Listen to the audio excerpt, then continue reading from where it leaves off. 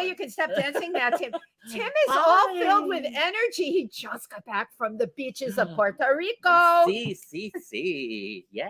Well, welcome to If These Walls Could Talk. I'm Wendy Stuart. And I'm Tym Moss. So how was it? It was amazing. I highly jealous. recommend it. Yeah, I didn't even realize until I got down there that humans, we need to do that on occasion. Absolutely. We need to really just step outside of our life and just catch our breath. I totally agree. Just get out of your routine, go somewhere, even if it's cross town or something, maybe for a weekend, but just do something that's outside of your normal life and outside of your breath. box. And we call it changing your stage picture. And I do. I need to change my stage picture right now. So I gotta find a place that, I need a beach. Yeah. I need a beach. I need a pina colada. Oh, honey, I was on the beach every day. Sure. I miss that so much. Yes. Were there a lot of handsome men in Puerto Rico? Yes, the men and the women are absolutely gorgeous. Right? Yeah. Yeah, it's beautiful. And yeah, it was 85 degrees. Yeah, every day. And the thing is that I was only there for a few days, so I never really left San Juan. But I really want to go back, take more time and explore the island, go to the rainforest and Vieques and just all Ponce. It's all incredible. Yeah. While Tim was on that beach in Puerto Rico, I was watching West Side Story. That was the closest I could get to Puerto Rico. Puerto Rico, beautiful. I was so jealous that he went.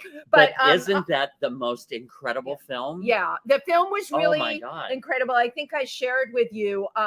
Ansel Elgort is gorgeous, but to me, he's young. He didn't have the passion of some of the original Tonys. Yeah. And the women, of course, were blow away. Absolutely. Strong women performances in that film. And yes, the film was fabulous. I did love the whole film. Yeah. And it made me think a lot about the hate that they show that people had for each other in that film.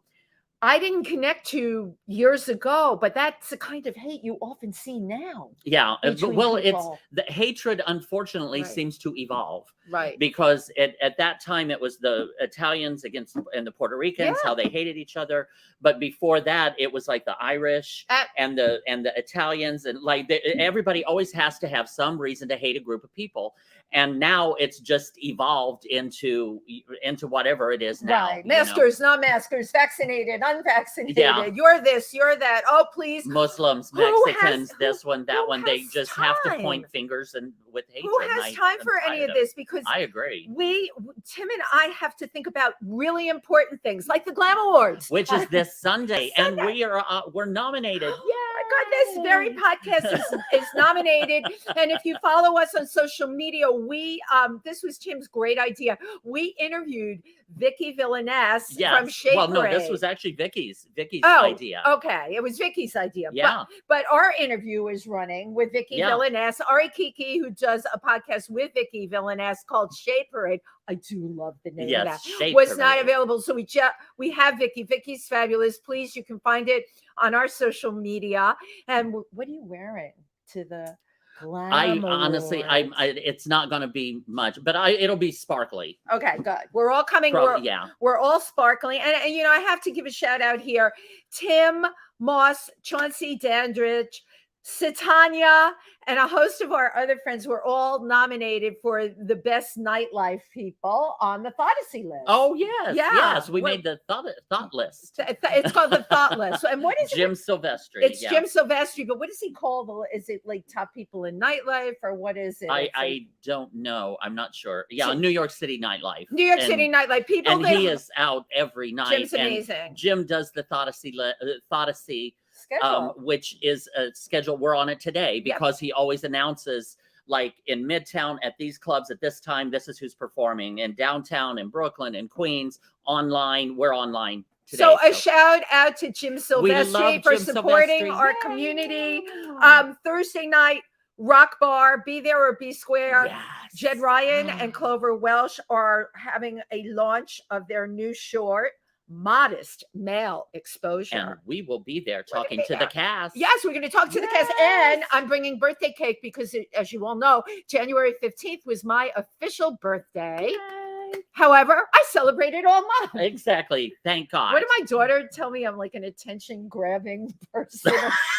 I won't say the word that she used. No, I just love to celebrate. Okay. And speaking of celebrating, celebrating our guest today. Today we have an amazing writer, biographer. His name is James Gavin, and he's that rare blend of detailed style, substance, and accuracy, right? Does that not describe him? He has the skill of an exceptional storyteller, and he's an author of 4 acclaimed books, with a new book coming out in June 2022 on George Michael Alive. Yes. And he came in person, which means so much to us. So you know he what? Came here to PANGEA, which is where we stream from. Right. And he loves PANGEA, and he loves being here today. So we're just going to sashay to the side and bring on our guest. James Gavin. Yay. Yay. Thank you, you two. Thank you. Here, I'm getting do we all have it? Okay, we're all Perfect. cozy. We're all cozy on our live stream. Yes. Are you Yes, comfy? we are. I feel great. Okay. We want all our guests to feel great. We give everybody a black and white cookie and a bottle of water when they come here, because this is a big budget production. The 2 of you are enough for me. Right. Thank you. Well, Thank you for thinking. That's what people say to us all the time. It's like either enough or too much. Okay, that's what we hear. So if you want to just scoot a little bit forward, Here, let me yeah, forward. yeah, There we you're go. good. And Tim, can you prep our guest up behind there? Yes. Great. You're all comfy. We want you to be really comfy. So you have 4 books that you are very acclaimed. I'd like to start the discussion with the very first one that you wrote. The first book that I wrote was called Intimate Nights, The Golden Age of New York Cabaret. And that is the book that gave me my life. I started writing it when I was a junior at Fordham University. Wow. And it came out when I was 27. That was a long time ago. And that book was everything that I fantasized about New York, and it was the life that I wanted to step into. And so I spent 7 years interviewing everybody who was still around, from the 30s, 40s, 50s, 60s, 70s, who had occupied these marvelous, special, smart, exclusive little boîtes that had been all over New York back in those days, and that had sent into show business hundreds of unique, talented, sometimes experimental, daring, renegade artists, sometimes just people who sang songs wonderfully, always comedians who had a take on the world that was incisive and smart and fresh, and I wanted to be part of all of that. I thought at the time that if I could just find these people and bask in their energy, that some of it would rub off. Okay, I totally love this. Bask in their energy, as if it's contagious, and that by interviewing them, you would somehow. I often feel that way. Like, I agree. We get off. I'll use the word. We get off on doing that. But I'm very impressed that you did this. You were a junior at Fordham. I was, and kids are getting high like at that age. I was a mess at that age. You were writing a book. I'm like, oh, I'm feeling small and on legendary cabaret performers. Jesus, right? I was in my own little world. I was absolutely immersed in a world that none of my classmates knew or cared about. They weren't writing books. And I loved that because it made me feel better than they were. I thought that I was smarter and more special and more perceptive than they were because I got all of this great stuff. And I'm talking about, by the way, I could reel off names of people who came out of that world. Mike Nichols and Elaine May, Phyllis Diller, Bobby Short, Mabel Mercer, Lena Horne originally in the early 40s. Jonathan Winters, Beatrice Loudon, my beloved Dixie Carter, whom I got to know very well in the 90s and whom I adored. All of these people and the idea of this to me is so New York. You are an aspiring performer who does not fit in. You're not like like anything they've seen before. Right. What do? You go and you create. You become your own show. Mm-hmm. And I love Oh that. my God, this is from great. that point on, then the world starts to discover you if you're lucky. Right. And then the rest, Woody Allen, Eartha Kitt, who was more my God. unusual and weird than Eartha Kitt. How at is the it beginning. that you had Yes. that you Right. had that insight to understand that they were out of the box? Because what was very obvious to you, I can tell you, was not obvious to other people at that same time. What is it about you that lets you see that? Oh, golly. Now we're getting into probably trite self-analysis, but I'll tell. No, we love it. You're in the right Well, place. is it an appreciation and respect for their entertaining abilities? Or an insatiable curiosity, you know, that you just... Sure, but it goes deeper than that. Let me turn the clock back to when I was 4 and 5 years old, because two events happened when I was those ages that gave me, again, my whole life. My whole life unfurled in front of me at the age of 5. Now, I went into kindergarten knowing how to read books. Wow. My mother taught me how to read when I was 4, and I will never forget the electric thrill I felt of turning the pages of a little children's storybook for the first time and being able to read it. Wow. The following year, when I was 5, I discovered voices. I discovered voices singing songs. And the voice that I discovered then, an old grade Mercury 45 that was in the house. We didn't have a lot of records, but we did have Patti Page singing the Tennessee Waltz. Oh my goodness. Yeah. And that sweet little hokey song in a way, but on the other hand, that song is very deep. That song is about rejection. And did you get that though at the age of 5? I did. About what the song and the words were about? And well, I'm an adopted kid, and as I later learned in therapy, when you are put up for adoption, that's the first huge rejection in your life. I didn't grow up feeling rejected, but it was in the back of my head. I knew I'd been given away. Right. And so for some strange reason, I had a deeply emotional connection with this enormous hit record made years before I was born.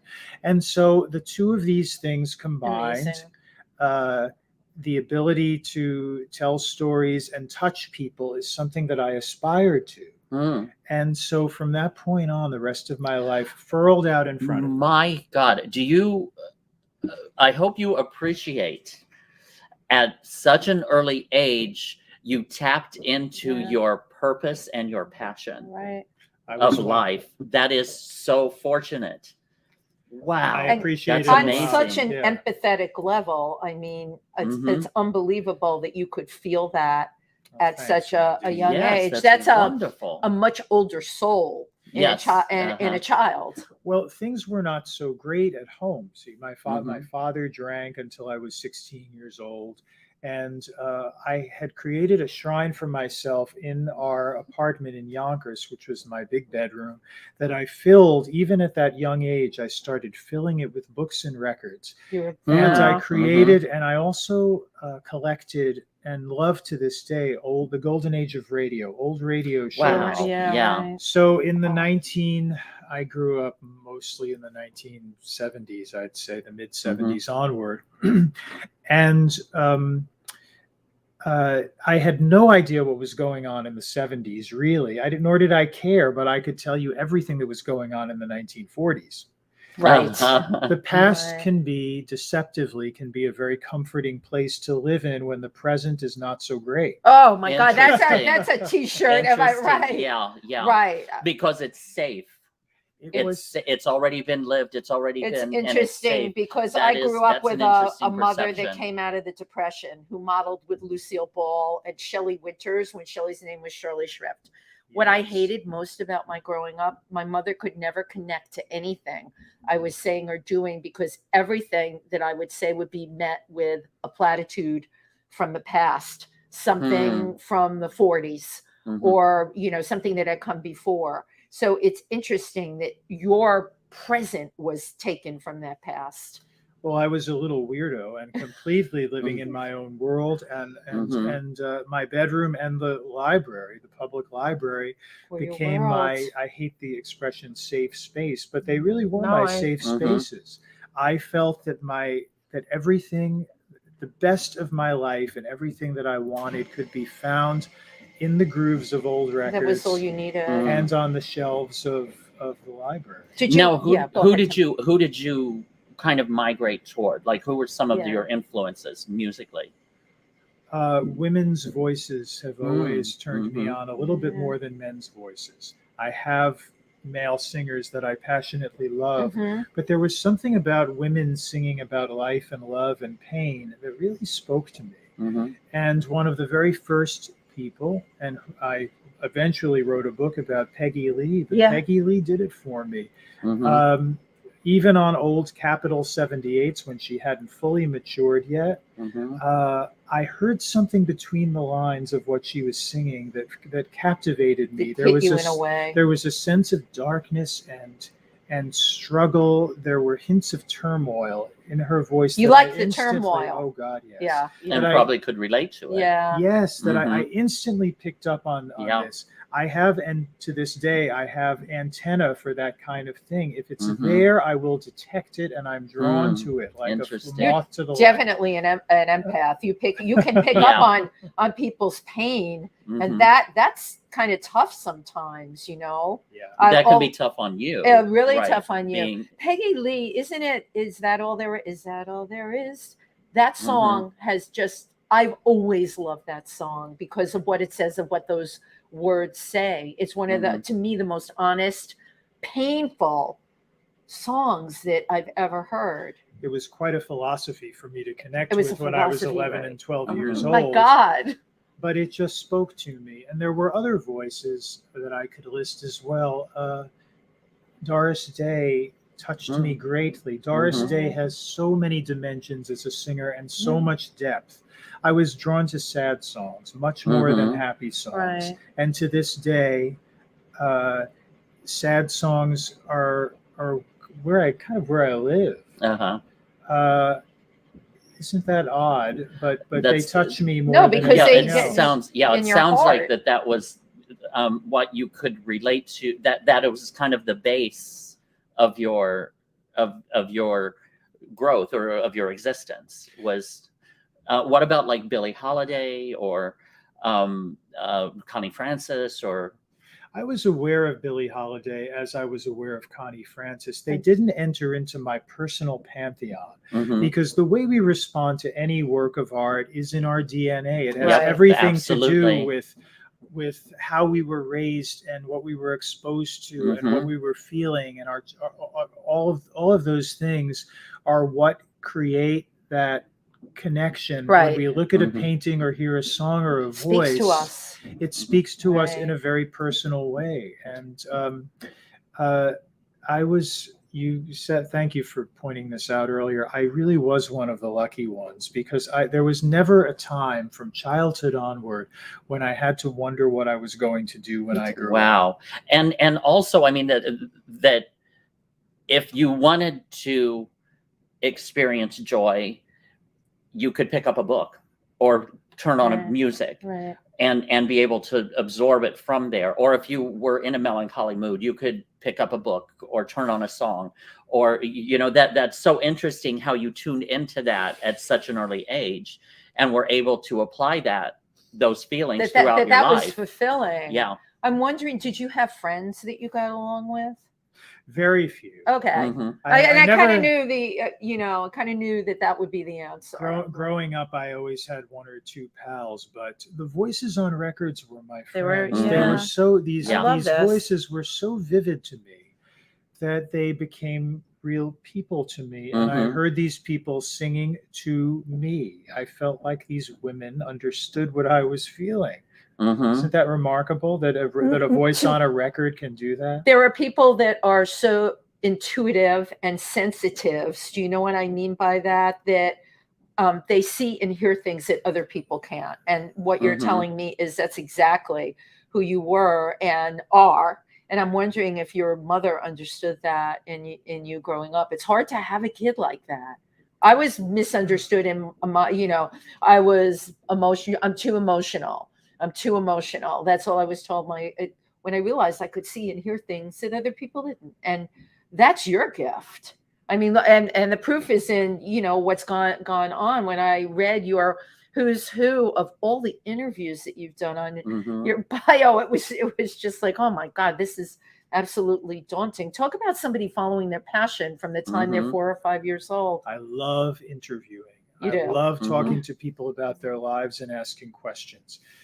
Writing for me is hell, but interviewing and research are sheer joy. Wow. That's interesting. I don't enjoy the process of writing. I feel that it's what I should be doing. I feel that it's where my affinity lies. Aptitude is the word I was looking for.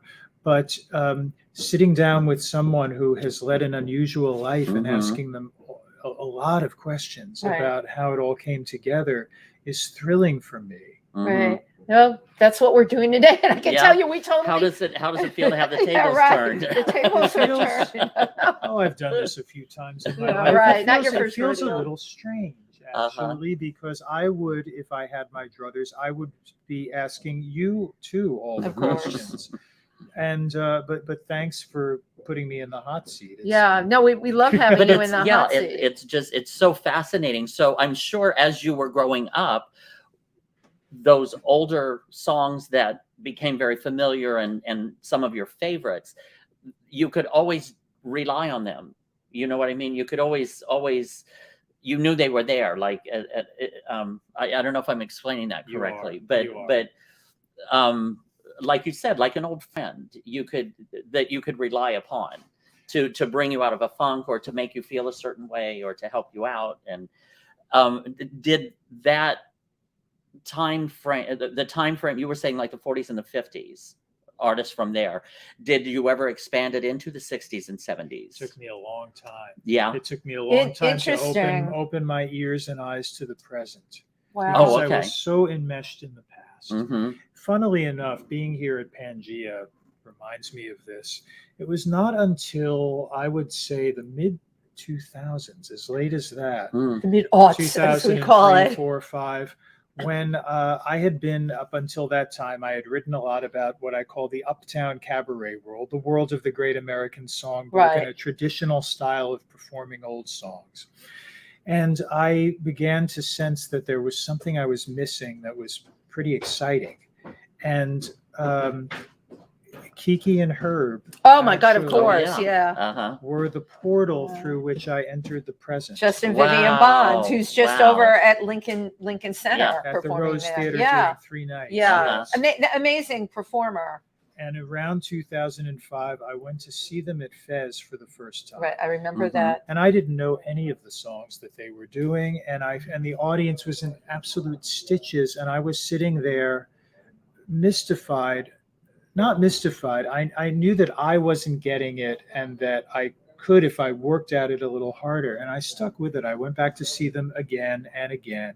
And when the force of what they were doing hit me, it really hit me. Interesting. And that led me on the path that brought me eventually to this place we're in right now, which means so much to me. There's no place I would rather go at night than PANGEA. I totally feel this same way. And I felt, as much as I love and always will love the Great American Songbook, it was time for me to see something more experimental and edgy and offbeat and odd, and I craved that kind of what's the adjective to describe it? I wanted to be around performers who took risks. Right. Yeah. Big risks when they sang, or told stories, or did anything they do on that marvelous little Do you stage. think Kiki and Herb were pivotal in that for you, because you went back to see them again, so you got it?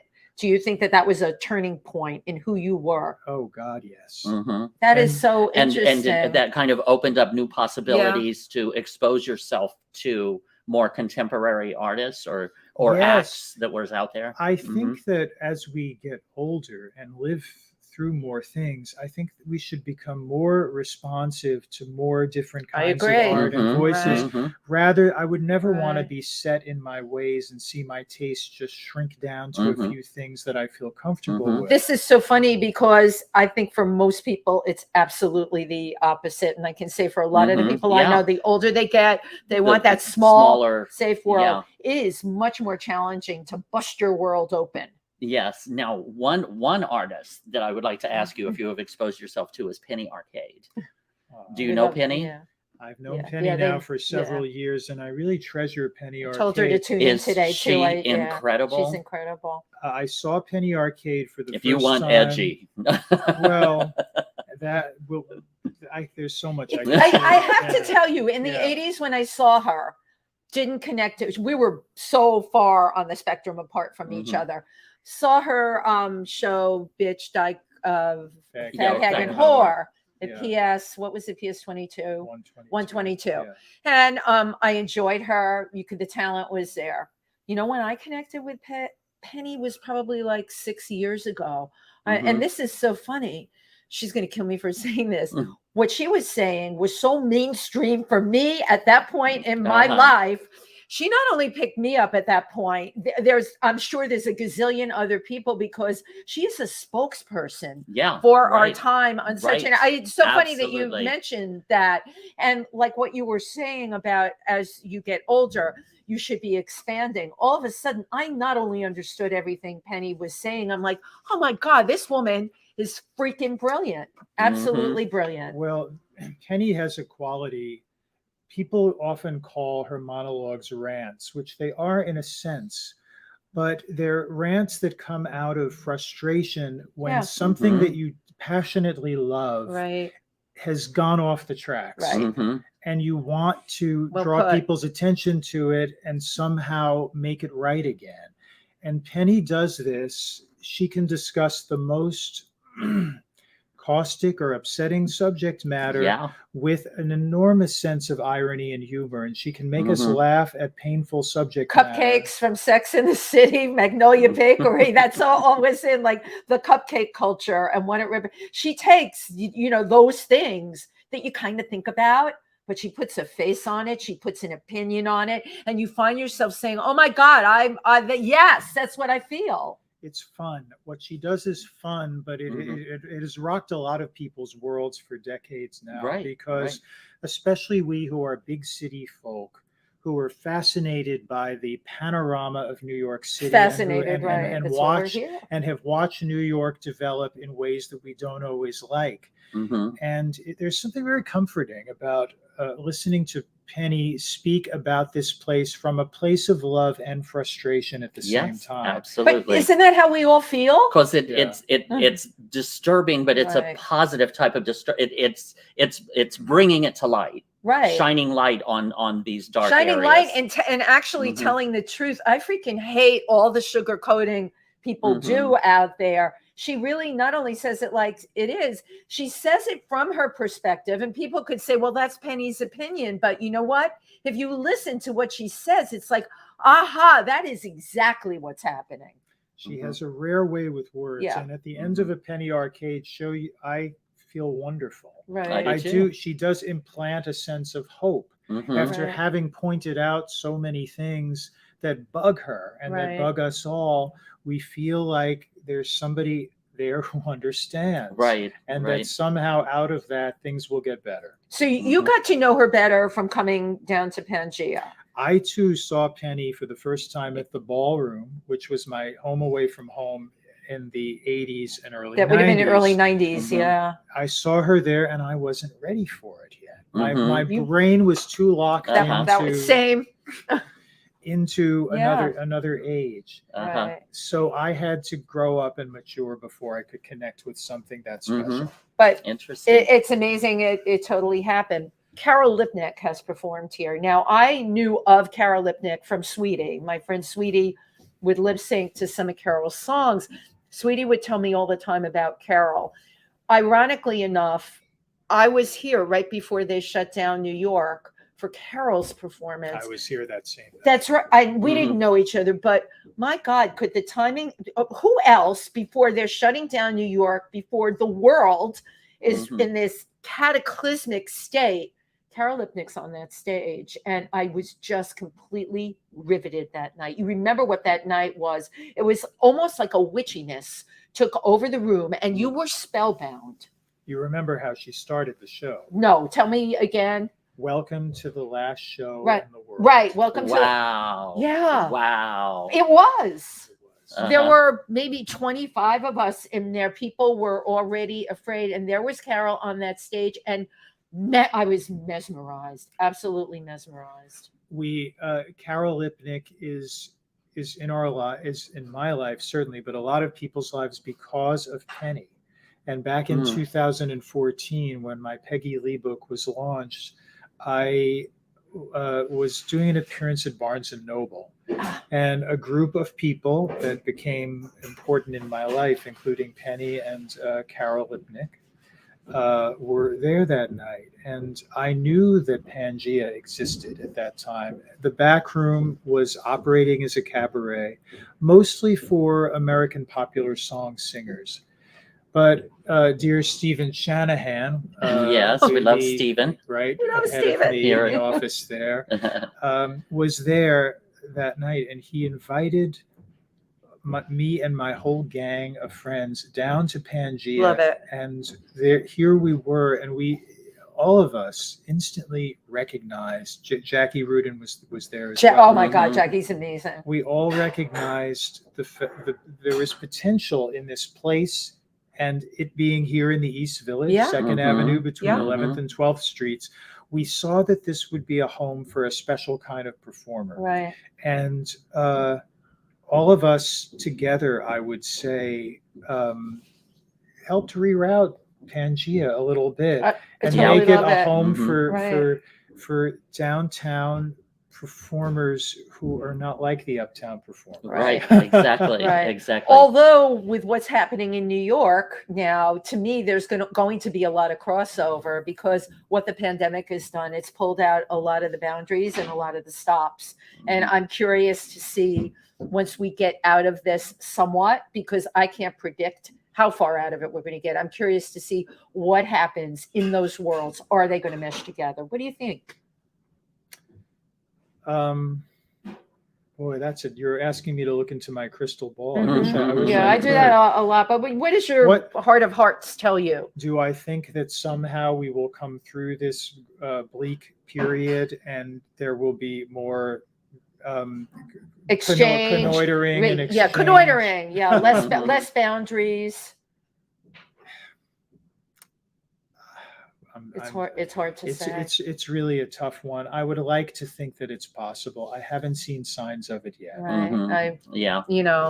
I would totally agree with you on that as well. You got to keep an open mind. You have to.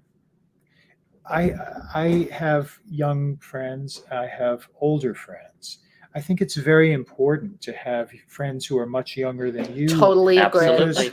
It's important to know how young people are thinking and feeling. You may hate some of it, but you have to listen. You have to listen to that because their experience is theirs and it's valid. Absolutely. And I don't ever want to think of myself as mired in the past and unwilling to move on. Right. I would hate to keep myself in that kind of a ditch. I've seen so many people do it. And at a certain point, they decide that they cannot deal with the present.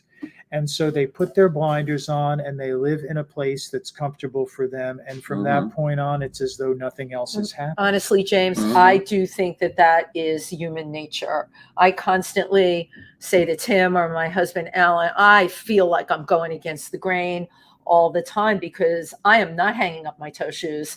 Every single day on this earth is a learning experience. I have a 29-year-old daughter. I learn from her continually. I never once ever said to her that her point wasn't valid. I have to, whether I comprehend it or not, I will sit.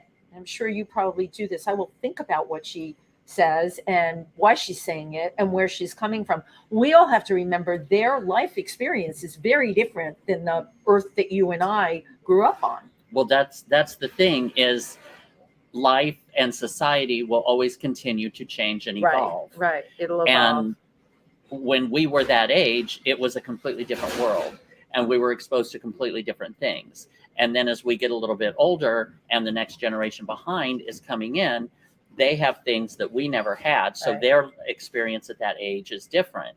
And then they move into our age range, and we move up into an older age range, and the generation behind them comes in to completely different things. So that's why, like you said, I think it's very important to keep your finger on the pulse of, always, of the thinking of the younger generations and what they're experiencing, and trying to figure it out, even though half the time I'm very confused.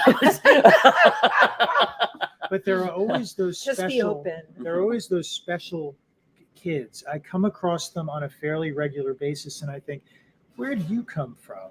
How come you know that? Yeah. And so of course we've mind you, having said all of that, I have always bowed in the face of age and experience, because those people were the ones who had lived through the times that enraptured me, and who had wisdom and stories that I craved.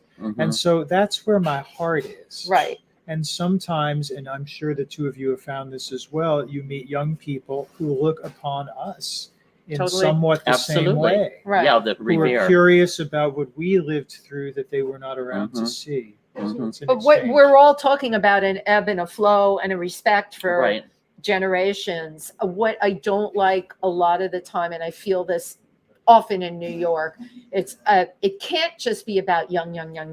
You can't, because you have to have the knowledge and respect that comes with elders. You know, in foreign cultures, this thing about growing old, elders are respected. They go to the elders when they want advice, even the young people. And certainly the time I've spent in Africa, I saw how they look up to the elders. This is like such a culture, where we can't wait to like ship people away and get them out of our hair. Grandma, she says that all the time. Right. Well, again, we live in a youth obsessed society, and the media are the leaders of that. Are the leaders of that. So, you are watching If These Walls Could Talk with your hosts Wendy Stuart and Tym Moss, and our amazing and wonderful guest James Gavin. I just adore this man. Losing track of the day and the time and everything because I want to cover your accomplishments, because you've got so many incredible accomplishments. Oh, thanks, Tim. Tim. You have covered or written about these significant Black musical figures, like Nina Simone, Harry Belafonte, Lena Horne, Ella Fitzgerald, the box set. Tell me about that. What was it you wrote? I've written a lot of CD liner notes. That was for Ella Fitzgerald, right? The liner notes, while I still do them, are an almost lost art. Pulling a booklet out of a case. Oh, I miss that. And reading the whole story of what you're about to hear. There's not much time for that or space anymore. But back in the around 94. A dear friend of mine, a fellow author, show business author named Jeffrey Mark, who is an Ella Fitzgerald specialist and wrote, I think, the best biography about Ella. He had been hired to write the booklet for a box set of Ella's Decca recordings. And very generously, he invited me in. He recommended that I write a companion essay to his in the booklet. And we both got a surprise bonus because we were nominated for that's where the Grammy came from. So right, Tim? We didn't win, but you were not Grammy nominated. Will be my exactly will be my pronoun.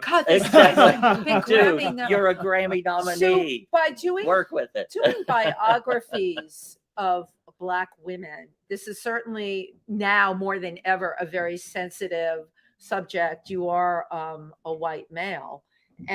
Has anyone ever approached you as if to say, what makes you think you have the perspective or the right to do that? If my Lena Horne biography was published in 2009, and I would not be allowed to do it today.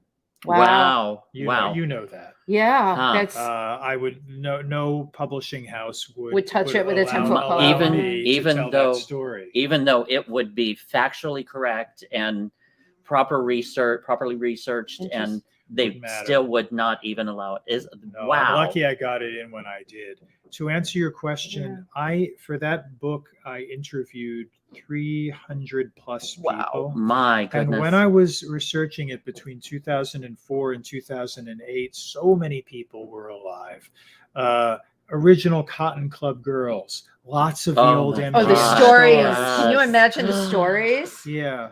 And with only one or two exceptions that I can think of, I was welcomed warmly by all of those people. Mm-hmm. I did not get the cold shoulder more than maybe once or twice that I can remember. Well, that's good. And when the book came out, it made Oprah's top 25 summer reading list. Wow. And she got behind it. Well, to that extent, she did. Yes, It was important to me. And I'm immensely proud of having done that book, because Lena Horne, I listen to her now, and having explored her life in so much detail as I did, it's very emotional for me to listen to her singing, because I know what was behind it. Right. And could you share that with us?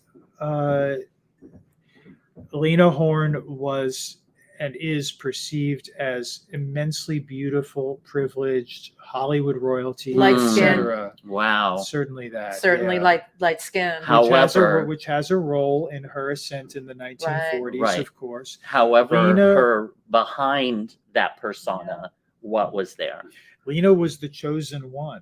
Yeah. She was chosen to be the bridge between a less enlightened time and a more enlightened time. Interesting. And she accomplished that.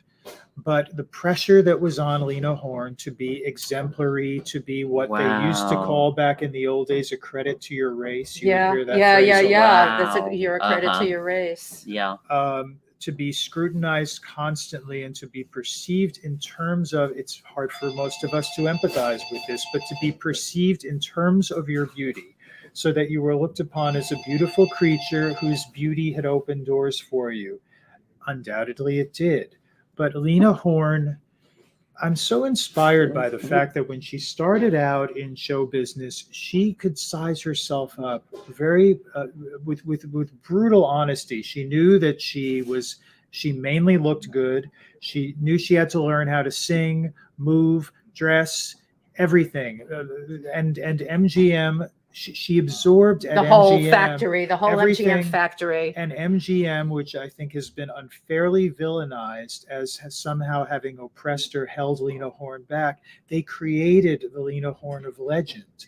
She learned from all the people at MGM, Sidney Gilleroff, Vincent Minnelli, everyone who they created her. But they created her, and she ran with that, and she took it. I didn't know any of this. She took it to ever higher dimensions, and all of the turmoil that was in Lena Horne's heart about the position that she was in, and about things that had happened to her in her life that nobody should have to live through.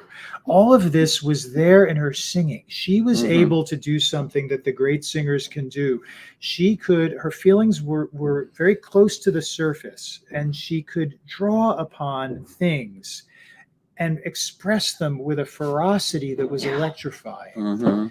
And this, although her experience was particular to that of a Black woman of her generation, Lena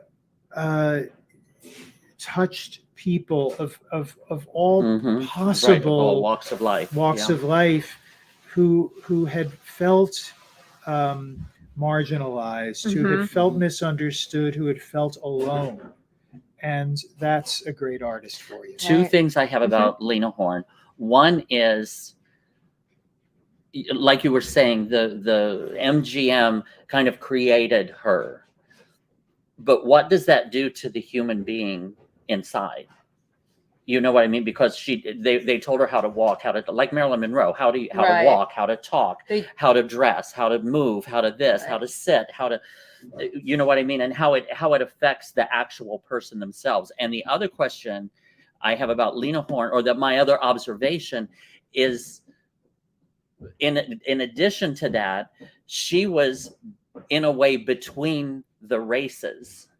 She was accepted because she's lighter. She was lighter skinned. She was accepted more in the white community and probably more exiled in a way in some circles from the Black community. But yet at the same time, she could probably come out and sing on stage for a white audience, but she couldn't sit down and eat with them. I'm curious about that. What do you think? Well, she was painfully aware of the fact that of much of what you say. She knew that. I mean, the pain that would cause. You know what I mean? The inner. Well, again, if you look at it from the outside, you would think, what has she got to be unhappy about? She's at MGM. Yeah, right. She was inclined to look at the darker side of things, and so the fact that MGM presented her the way they did, not as a character in a film who interacted with the other performers, but alone performing a musical number, with one exception, Cabin in the Sky, but that was an all-Black cast. So then it was okay. Otherwise, she was by herself. And she wanted more, and more was not possible at the time. Right. It wasn't the times did not support that, right? Right, but because of her and her being there and what she did, that broke open the door and crashed the glass ceiling for more performers to follow suit. Yeah. I mean, she was the pioneer, the trailblazer, right? The leader. James said in the beginning too that she was like the chosen one. In my mind, I thought the ambassador. She was chosen to be the ambassador to Bridge. Wow. Sometimes when you have that role, as much as that pain that you still have inside, you just have to play it down, you know, because you are being offered a different path than you would have been otherwise. Wow. In a way, her dreams had all come true, but there was so much emotional complication and turmoil going on. It all found its way into her singing. And that's why when I listen to her records, there is so much going on in those records. That you hear, right? Yeah. I will never listen to Lena Horne again the same after talking to you. No, because you know what, this is the kind of insight that you're bringing here today because of what you do, and that you write these biographies and you get all this information on these people. It's wonderful. Now you've used that to host shows. You've done shows that you've hosted. I've created shows based on some of my books. I began doing it as a way of promoting the book that would bring it beyond just me standing at a podium talking at people. Right. The Lena Horne Project was a show featuring Mary Wilson of the Supremes singing the songs of Lena Horne. She had never done a project like this in her life. Wow. And I was the narrator and host. We had a jazz trio. We had images and video of Lena Horne. And between 2011 and 2017, yes, I did that show. Stormy Weather. Stormy Weather. That's the name of my book. Song, right? We did that show over 40 times. And it was a period in my life that I remember with tremendous fondness. I got to be on stage with the Supreme all over the United States and elsewhere in Australia and Barbados. We took it to Barbados. How was it received in Barbados? We got a standing ovation at the end of every single performance that we did. Wow. I say we. It was, I credit that to Mary, because Mary was an underrated and marvelous singer. And I'm proud of the fact that I could show her to audiences singing these great songs, and that she would rivet those audiences. And she did. I wish she were still here. To bring her talent to the project that you created. You were the connector. That's because amazing. Just like what Tim said, if you hadn't created that project, none of this would have happened. Yeah, it sounds like perfect combination. I would love, like, talking to you. It's gotten my wheels turning, which is always terrible. You know, something like that now, a series based on books of people that you interviewed and the songs that they sang. It's a great idea, because I think many of us, even learning what I learned from you today, now I want to hear the songs of Lena Horne. I want to hear somebody do them. And Doris Day. Yes, and I want to revisit Patty. And exactly. These great singers are irreplaceable. Singers who have the majesty of being able to move people with your voice. Mm-hmm. Right, that's very powerful. And it's very powerful, and not everybody can do it.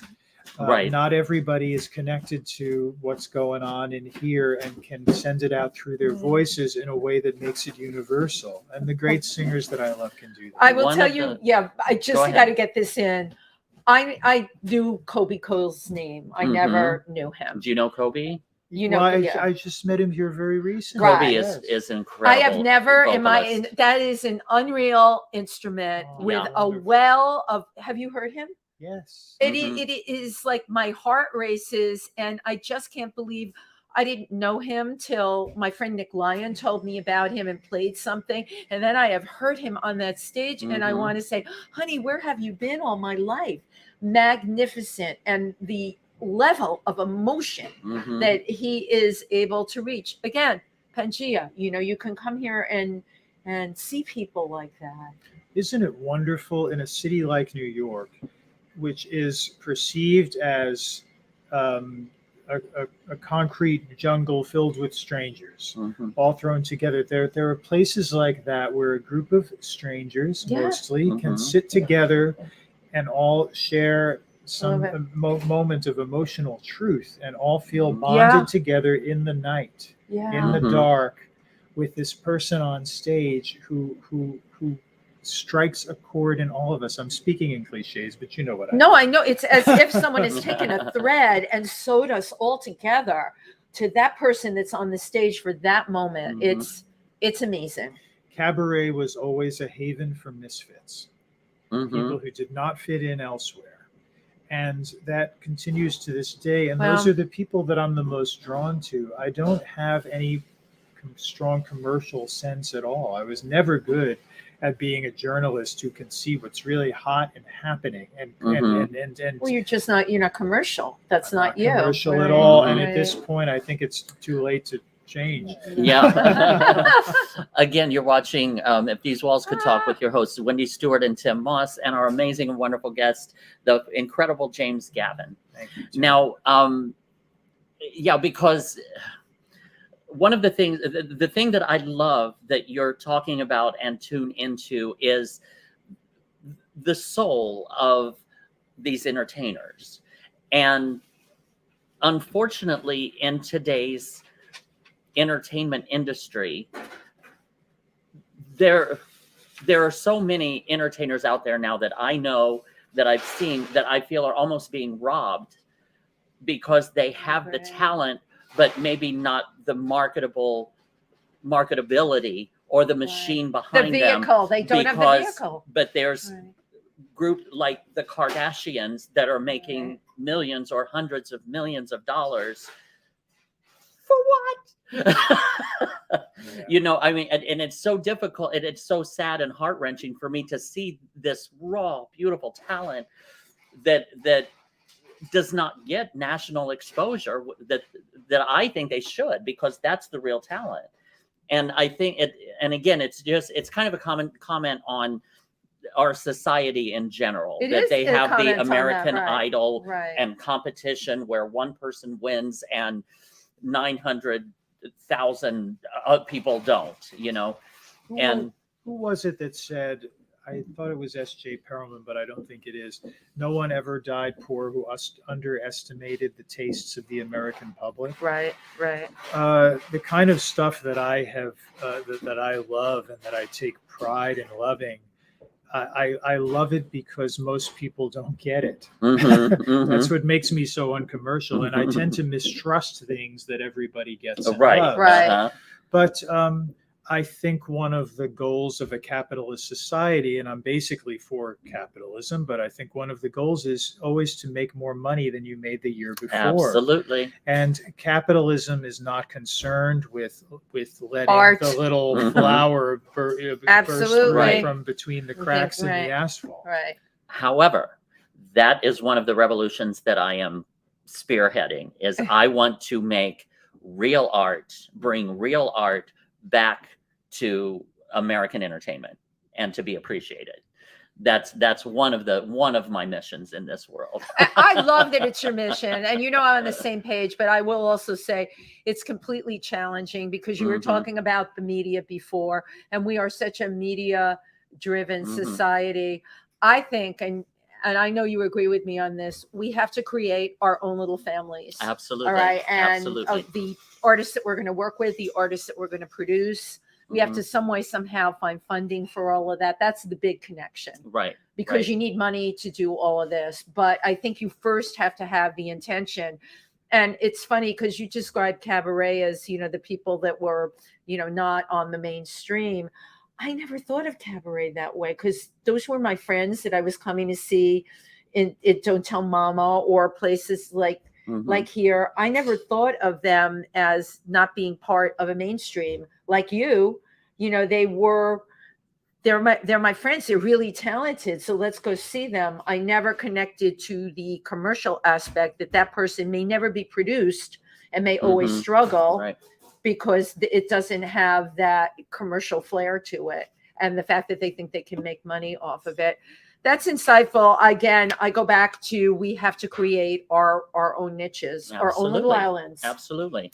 I was thunderstruck walking down the street the other day to see big posters in a bus shelter, a big poster for Bridget Everett and her HBO I love Bridget. series. Yeah. Good. Is it called Somebody Somewhere? I think that's the name. I think it is. Bridget's hilarious. I remember when she started. Good. She's had a long, slow climb, and she's not young. None of us are young. She's not what you would think would be HBO or Netflix material. Good. But that's what I'm talking about. Over a period of I don't know how many years, 20 plus years, she's making it. Right. Good for her. It's a real sign of hope. Oh, thank you. Okay, let's also. Thank you for sharing that. I love Bridget, and I remember seeing her in she came out with her panties on, and her material was like, "Sweetie, turn me on" to her. I loved her, and when she got some movie roles, and I feel like you did.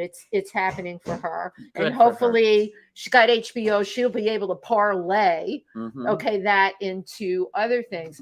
The thing that happened, Kathy Griffin, to me was, she wasn't commercial. She was a comedian, loved by the gay community, certainly not mainstream, really started happening for her. And then I just got done reading, how the thing with the beheaded Trump completely brought her entire career to a crashing halt. And I said to Alan, it's amazing how easily they can rip the underpinnings from under you.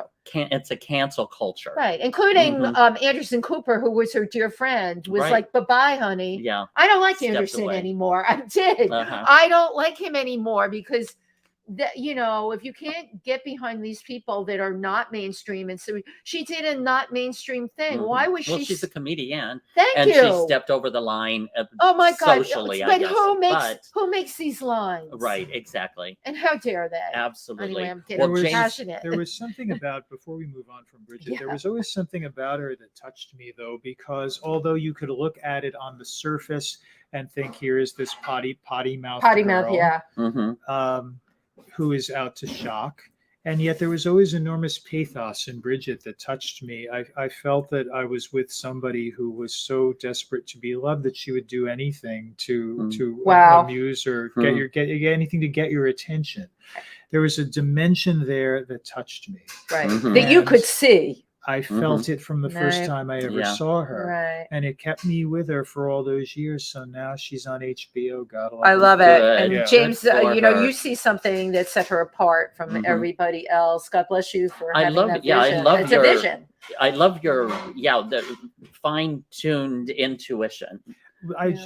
Art is supposed to touch us, right? Yes. And you look at a painting and you feel something or you don't. It doesn't necessarily mean that the painting is good or bad. Right. It's just that's always the gauge that I've trusted. If I hear someone sing and I feel that I'm being told an honest story that I'm connecting with, then I'm yours. Right. Carol Lipnick has that quality. Unbelievable. Whereas if Penny, they're good friends, and whereas Penny is going to make you laugh at the cold, hard truth, however right, tough how it brutal, is, no matter how brutal, brutal her message may be, you'll love her for what she has to say about it. Mm-hmm. Carol makes me float above it all. That is interesting. The result of it, adjective ethereal. She makes but you Carol ethereal, does have an otherworldly quality totally. that lifts me above all of the mayhem underneath. And again, I feel like I'm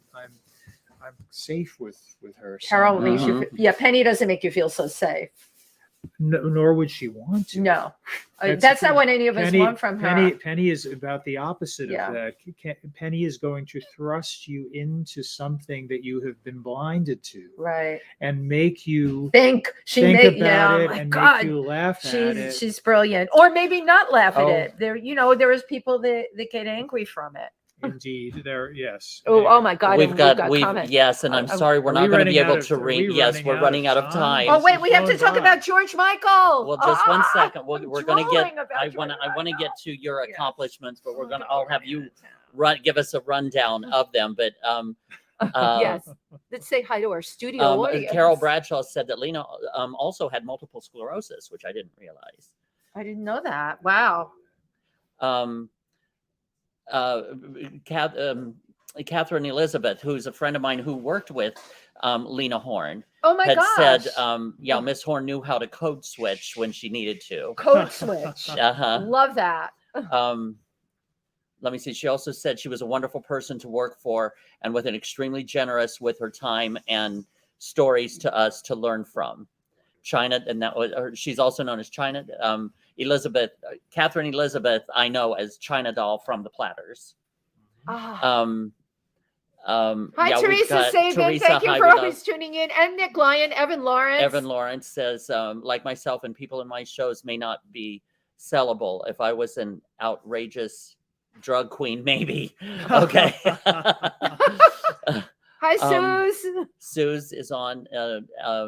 Katie Neilhausel, I can never think of how to just pronounce her. I hope I pronounced her name correct. I so appreciate the love and generous spirit of this conversation, because I've also seen her perform her cabaret show here in New York, or here in Pangea. And thank all of you for tuning in today. This is a great conversation. Absolutely. Now, talk about George Michael. Next. Well, one thing I want to talk about is, can you give us a list, like you're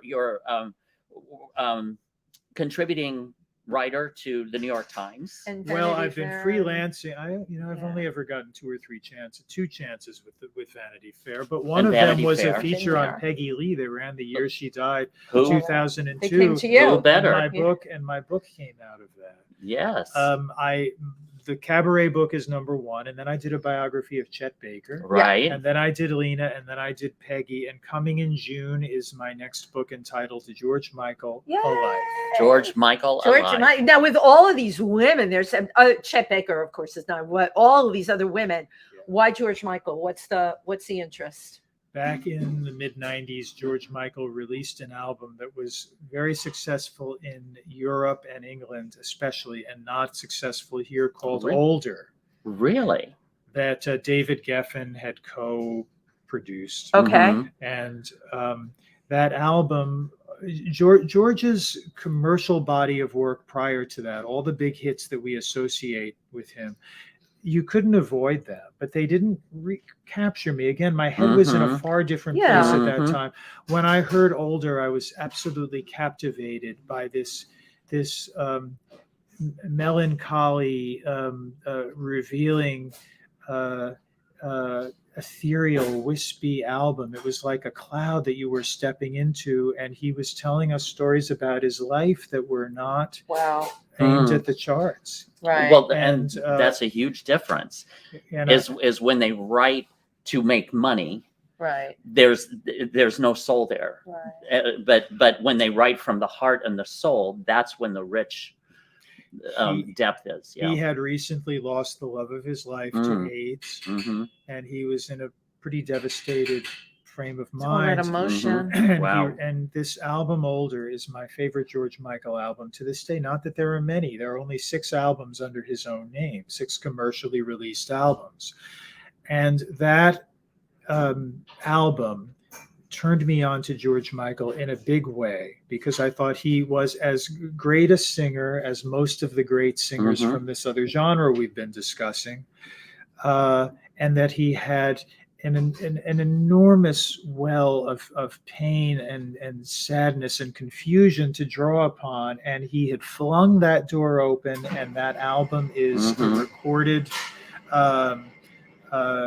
diary, really, of how he was feeling at that time. Wow. So all of that captivated me, and I wanted to write something about him one day, and then he died on Christmas Day of 2016, and on that day I resolved to try to sell a biography of George Michael, and it was not easy in this country. No, I can imagine. And we were saved by the publisher Abrams, which has been a wonderful fit for me. Wonderful. And the book is coming out in June, and while there have been numerous other books about George Michael, I can honestly tell you that no book is as extensively and deeply researched and considered as the book that I have done. I know that is true. Well, that's one of the questions that I had for you is when you're doing to do one of these books about someone's life, you would have to interview people who were in that person's life, as well as do a considerable amount of research. Where do you even begin? Like you get a spark, I'm guessing, on, I think I would like to move in this direction about this person. And then comes the plan. The knocking on the doors is what I'm thinking. How do you do that? In this case, it was really rough, I have to tell you, because George had died so recently that people were reluctant to talk, and it took about 2 years before I started getting before the path started to open out for me. Otherwise, in the end, I did about 200 plus interviews for this book, and I accessed such a tremendous body of printed matter, over 2,000 articles, unpublished interviews with George, all trying to get inside his head and ask the big question, which must be asked before all other questions for a biographer, and that question is why.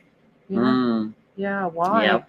Yes, that question, immortalized by Annie Lennox, whom I also interviewed. You once for the interviewed her New York as Times. That question, why? Not just what, but why? Because there's always a why to be asked. With regard to anything that any of these people do. I'm really looking forward to this book coming out because I only ever thought of him, gorgeous performer, tabloid fodder, the deep stuff that you've unearthed, and that seems to be what you do. My gosh, he's passed. So this book will come out, and it will, for people that loved him, I think it's going to give people closure.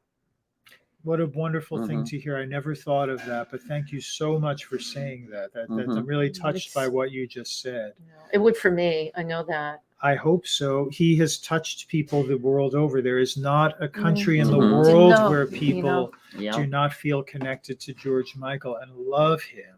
And so I hope that I've done justice to George, because he was a marvelous guy with a lot of problems, a lot of issues. He poured it into his music, though, and that's what turns me on more than anything else. Like so many of them, my God. That's what the great ones do. They find something in their experience that they may not do it consciously, but they can find the universal in the particular and personal, and that's when you wind up with millions of people who are touched by what you do.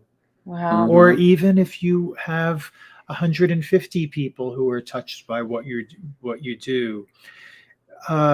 The purpose of all of this art making, in my opinion, is to build bridges. You have your offering, you put it out into the world, hoping that somebody else feels the way you do. And whether it's on a George Michael scale or the scale of some of the people who perform here, it's such a beautiful way to to spend your life. Absolutely. Agreed. Absolutely. Agreed. Well, James, thank My you gosh. so much. Thank This you. is wonderful. This flew by. We- and I It could always talk to you does, for right? hours more, I but- agree. And we I feel the agree. same. But I But- really thank you for thinking of me. But James Gavin, just the incredible, talented, successful, and very handsome. Yes. James Gavin right here, our guest. Now, how can Thanks, people Jim. find out more Yeah. about you and find out about the book? And JamesGavin.com is my There we go. homemade Great. website, which I'm quite proud of. It's very good. You made that Mhm. yourself. I I'm did do it, impressed. Yeah, Oh. necessity, as Annie Ross, another great singer, once said to me, necessity is the Mother mother of of invention. invention, And my right? necessity was need of money. Right. yeah. You did your own website. Also, friend me on Facebook. I'm there. Mhm. I'm probably the first James Gavin who comes up, and I love Facebook as do you. Mhm. Yeah, as do you. I'm on there. Because- just the connection. Yeah. Because I like getting into discussions with people. I have the Mhm. most interesting family of Facebook friends, and Same. we love Wow. just batting ideas back and forth about art and life. And Facebook is a forum for You me can to totally do that. easily comment to things that people say. When Mhm. people say bad things about Facebook, I haven't experienced that. I don't get into political things on there, Mhm. Yeah. but discussions, and even the show, the show will appear on my YouTube and on Tim's Facebook. When this is over, we can go on and answer people. Yeah, and that see the all comments. these wonderful people that showed up, thank you. We Mhm. can comment back on them. And Isn't it great? it It is is. It great. really It's one of is. the really great things. And you can connect with people that Thank you. before we never would have been able to. Yeah. The reason that Anywhere I'm around the there world. is because I want to interact with people. Mhm. I Me want to too. know that people are there, and I want to know what they're thinking. I've made friends all over the world. I Same. mean, real Mhm. friends. Right. Through Facebook, and I've learned so much from these smart people out there. Yep. So many of whom I've never even met. Right. Mhm. So I think my page is pretty fun, and I enjoy photography. So it's a little forum for me to Right. publish my pictures. Mhm. And anyway, those are the best ways to find. Can me. find you there. All right. Yeah. Well, again, thank you Thank so you. much My for gosh. taking some Thank you. time and Great- spending great with us and guest. coming in Absolutely. person. It's been an Here to absolute We had Pangeia. him. We like him in the flesh on this show.